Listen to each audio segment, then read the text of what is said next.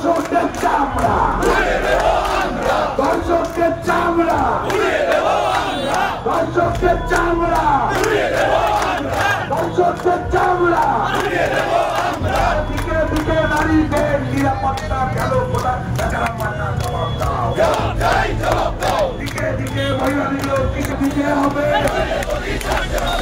জবাবের দাবিতে আমরা খালি গায়ে লড়ছি লড়বো এই জবাবের দাবিতে জবাব দাও দিকে দিকে নারীগুলো কিসের সামনে ছিল তারা জবাব দাও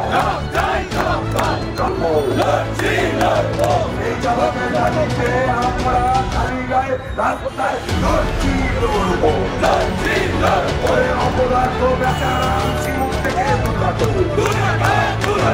অপরাধ বেচারা সিমুখ থেকে দুর্গত আরে দর্শকদের চামড়া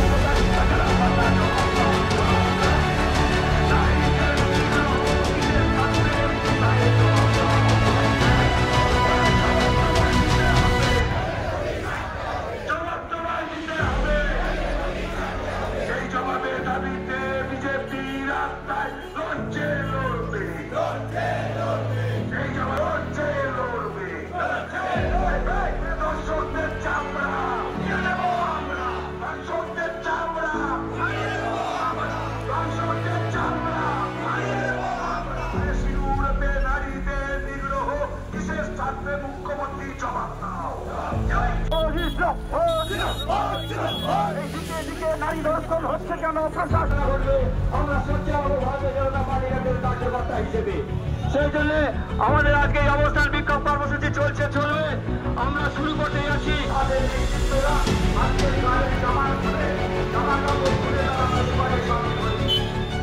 আর কি ঘরের বিচার চাই এই ঘরের মেয়ের বিচার চাই এই নসিবপুরের বিচার চাই এই শিবপুরের বিচার চাই আমরা জানি পরশুদিন রাত্রে এই ঘটনা ঘটেছিল এবং এই নসিবপুরের মেয়েকে নিয়ে ফেলা হয়েছিল হরিপালে এবং আমরা কালকে হরিপাল থানায় গিয়েছিলাম। পুলিশ বললেন, সেখানে পুলিশ আধিকারিকরা ছিলেন, তারা বললেন আমরা সিসিটিভির ফুটেজ দেখেছি, তিনি কখন বেরিয়েছে কখন ঢুকেছে সেগুলো আমরা দেখেছি। তাহলে আমরা এই পুলিশের কাছে প্রশ্ন করি যে কখন বেরিয়েছে, ট্রেন থেকে নেমেছে, তারা করতে গেছে, সবই আপনি সিসিটিভির ক্যামেরায় দেখলেন। শুধু তারা তুলে নিয়ে গেল এবং তাকে তার জায়গা থেকে নিয়ে গিয়ে হরিপালে নিয়ে গিয়ে তাকে অর্ধনগ্ন অবস্থায় জামা কাপড় ছিল তাকে ফেলে দিল। শুধু সেইটা আপনারা দেখেননি, আর প্রতিদিন আপনারা দেখতে পারেন নবম শ্রেণীর ছাত্রীকে কিভাবে অচৈতন্য অবস্থায় আমরা হরিপালে পেলাম। ভাবতে আমাদের অবাক লাগে যে নসিবপুরের এই মেয়েটি একজন ছাত্রী, তাকে কিভাবে অচৈতন্য অবস্থায় ওখানে পাওয়া গেল।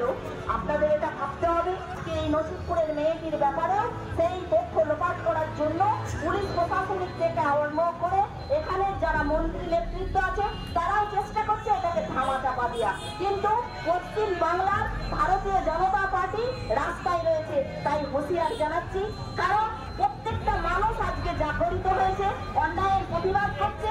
সেই অন্যায় আজকে আমরা সকলে সামিল হয়েছি, যাতে করে আর কোনোদিন আমাদের পশ্চিম বাংলায় এইরকম জঘন্য আর ঘটনা না করতে পারে। কে প্রেস মিট করলো, কি করলো আমাদের দেখার দরকার। আমাদের নারী সমাজের আজকে সম্মান নেই। আজকে নসিবপুরের যে ঘটনাটা কে বন্ধ করতে চেয়েছে, কে ধামাচাপা দিতে এসেছে, সেটা আমার দেখার দরকার নেই। তার সুবিচার চাই। আমরা ভিডিওতে যেটা দেখেছি যে অর্ধনগ্ন অবস্থায় তাকে পাওয়া গেছে, এটা কেন পাওয়া গেছে, কিভাবে পাওয়া গেছে সেটাকে আগে জানাতে হবে। আজকে মানুষের সামনে সেটাকে জানাতে হবে এটা কি অবস্থায় ছিল। খালি মুখে কথা বললে হবে না। আজকে যে অবস্থা নসিবপুরে হয়েছে এরকম দিকে দিকে হচ্ছে, তার জন্য এই এমএলএ ঢাকার কেন দেখেননি, তিনি মানুষকে জানাতে হবে যে অর্ধনগ্ন কেন ছিল।